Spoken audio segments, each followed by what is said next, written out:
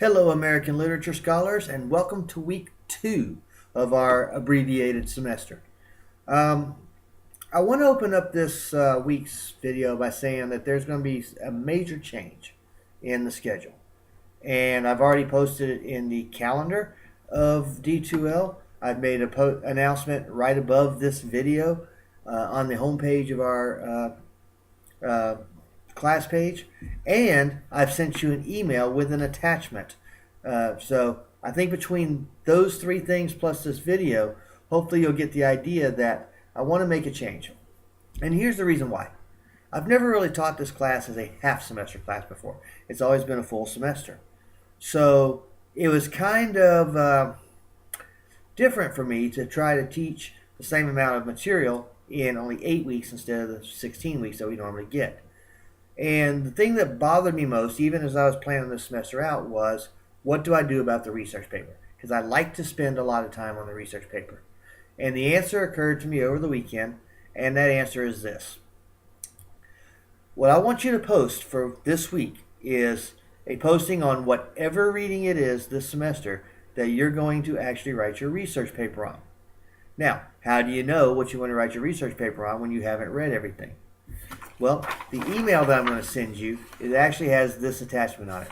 So if you can see there, it should say a summary of every week's readings. So this should be your guide. So if you want to write about your research paper about something from week 2, perhaps the letter to the town of Providence by Roger Williams, or perhaps the trial of Martha Carrier and whether or not it was a fair trial, then by all means post on week 2 this week. But if it turns out that you're not at all interested in anything from the first 2 weeks readings, what you might want to do is go through this little summary here, and let's say, for example, you wanted to write about a work of fiction, and let's pretend for a moment that you're reading through this and you get to the Edgar Allan Poe. And I've chosen Edgar Allan Poe as my example because it is the week 8 reading, or it's just the final weeks of readings. And let's say you look at this and you think, oh my gosh, I want to write about these poems. So you go, you read the poems, and you think to yourself, perfect, I think I can find some material on this. I want to write my research paper on that. What I want you to then do is skip all the way to week 8. So don't post week 2 this week. Skip all the way to the week that you're going to actually do your research paper on, hence the summary. So if you chose Poe, and let's say you chose the poems, you would skip to week 8 and you would answer one of the questions on the poems, whether it is Annabel Lee or whether it's The Raven. Either one of those should be sufficient. Here's why I want to do that. I'm going to grade your week 1 postings, hopefully on Monday and Tuesday, what would that be, the 12th and 13th or whatever. So by the time Tuesday night rolls around, I should have all of your week 1 postings graded. That way I'll have an idea, and you'll have an idea of whether you're doing your postings correctly. I will then grade the posting of whatever it is you want to write your research paper on. So if you've chosen Edgar Allan Poe and you do your posting this week instead of waiting until week 8, that will give me the opportunity to go ahead and look through it and make sure that you're on the right track and make sure you have a pretty good idea of what you want to write about. And if not, I can give you the input on that now. What that also means is you're not responsible for the week 2 posting of Roger Williams and Cotton Mather unless you happen to choose to write your paper on one of those 2 authors. If you do decide you want to write, say for example, I got a few papers last semester on the trial of Martha Carrier by Cotton Mather. So if you should read that and decide, yes, that's what I want to write my paper on. And if you're going to go into law or something like that, then the Martha Carrier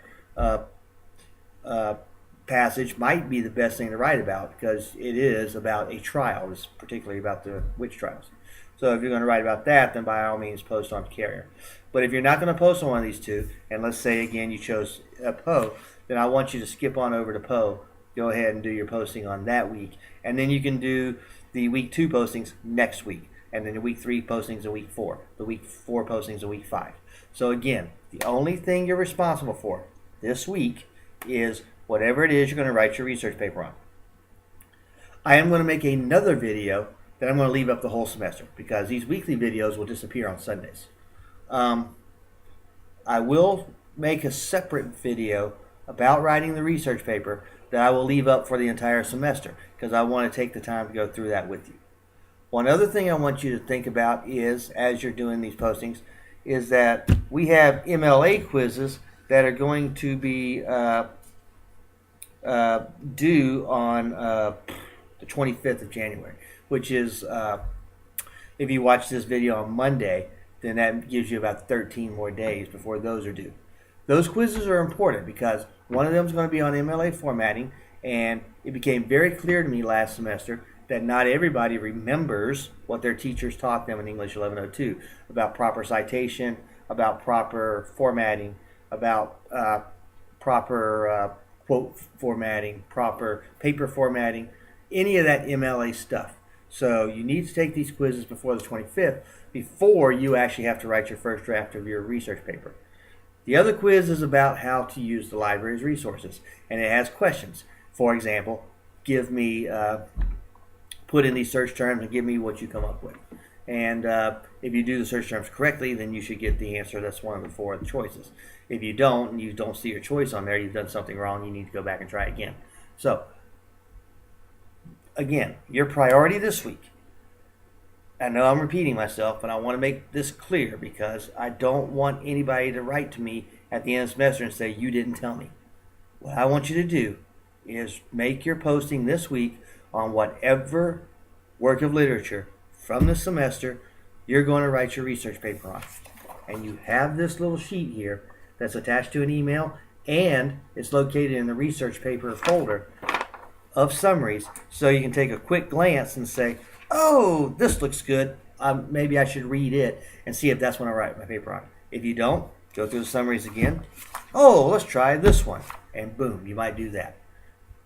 Okay. That's the only way I know to make this research paper doable in an easy way, as opposed to hitting you with it all at the end of the semester, in which case I don't think anybody would do well. And I want to give out bunches of A's. I don't want to give out bunches of D's. So let's do it this way. I think this is the best way to get it done. So do that. Also, go through the My Blank English book. Go through the Purdue OWL link that I have in D2L in the Useful Web Links folder. Those quizzes, that MLA quiz and that library quiz, there's no reason you shouldn't get an A on both of them because the MLA quiz is open book. You've got the My Blank English book from English 1102.